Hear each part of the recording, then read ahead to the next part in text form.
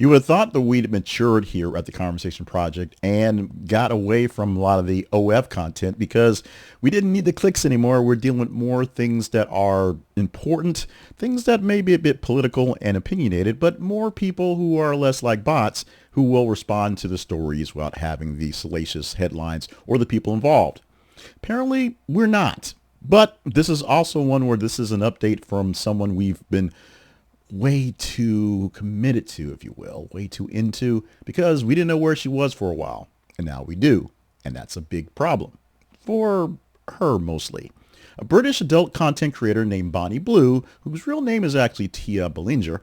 She's 26 years old. She's still in custody in Bali after police raided something linked to a what they quote risque stunt, which is tied to her so-called Bang Bus tour. Indonesia police says she was arrested along with 17 male tourists, including 14 Australians, during a raid on a rented villa in Badung, where officers allege pornographic material was being produced in violation of India's strict morality laws. While the Australian men have since been released without charge, Blue and 3 other foreigners, 2 British men and 1 Australian, remain detained for further questioning.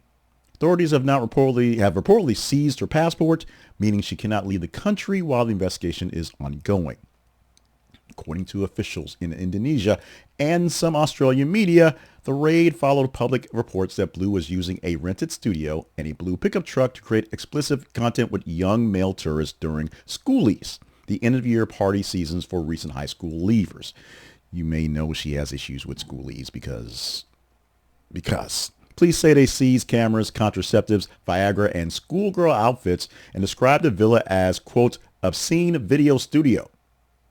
Reports stress that there is no evidence minors were involved, but Indonesia's anti-pornography laws ban the creation and distribution of porn of any audience and carry penalties of up to 12 years in prison. Officials also say they're looking at possible immigration violations if Blue and others were working as content creators without proper permits. This is not just a porn thing, it's a work thing as well. Now, coverage of the case has also revisited Blue's rapid rise and long list of controversies in her world. She first gained global attention with a stunt in London where she claimed to have had sex with more than 1,000 men in 12 hours, a story heavily promoted on social media and in tabloids. She later built a lucrative OF business that many outlets estimate brings in hundreds of thousands of pounds a month. This is more of a Australian-British sort of thing, so just think millions. Often built around barely legal themes and content that is aimed at very young adult men. That is who she's targeting, people who are just out of their school age, if you will, and to bring them into her world. Blue has previously been banned from entering Australia over the schoolies-related stunt and even once staged a fake police arrest for publicity, adding to her reputation for pushing legal and moral boundaries.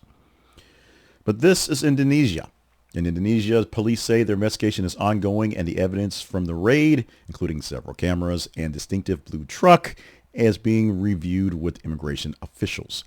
Legal experts quoted in the region coverage explained that if the prosecutors move ahead with this, Blue could face charges under Indonesia's anti-pornography statutes, pretty heavy, which criminalize producing and distributing explicit material of any sort, as well as immigration charges for working without the right visa. Double whammy for her, it seems like it's going to happen.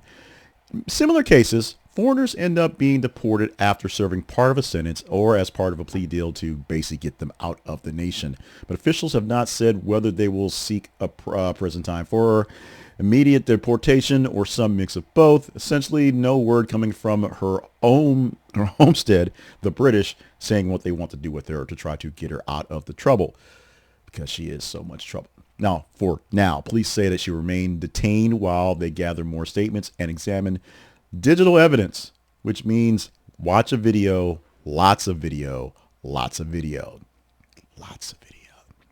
News of the arrest has sparked a wave of reaction in Australia, Indonesia, and online, with many Australians commenters saying that while her behavior is, quote, trash, that's a quote, or exploitative, they are shocked at how harsh Indonesia's morality laws can be and warned of the tourists not to assume Western standards apply abroad.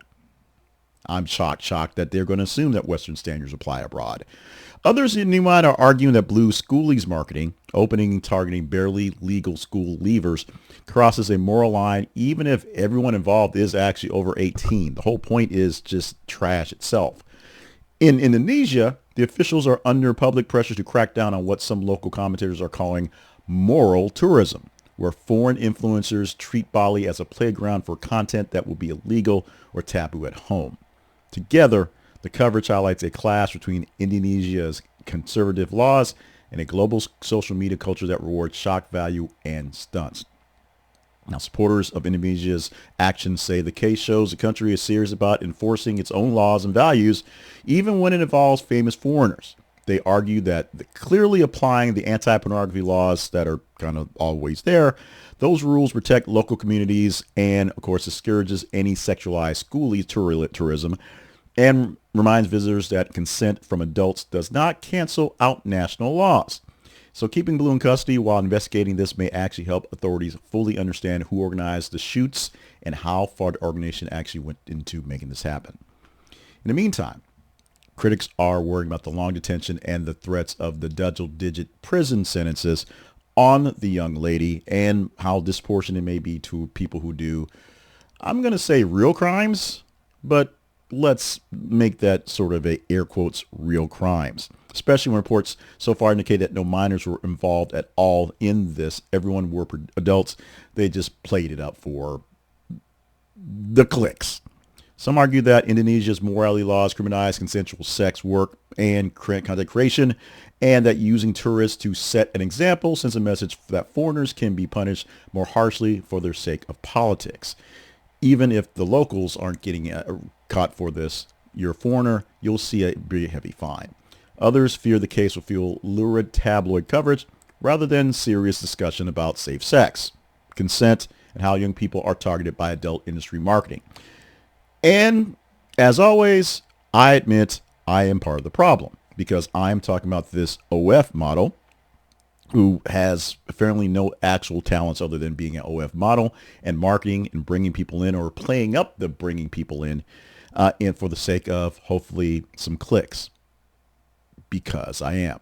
So since we have proven that I have not grown up, I have not matured, let's just say this is a story that you guys are actually asking for, pun intended.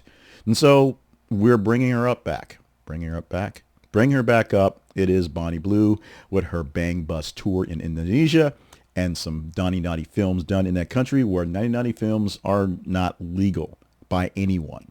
So is this going to be an international incident, or will they want her back? Will they take her back? Will anyone take her? Can she be deported to Zamunda? Because some sort of things, if Trump can deport people to places they've never been before, why can't we send Bonnie Blue? Would they want her in Zamunda? I don't know.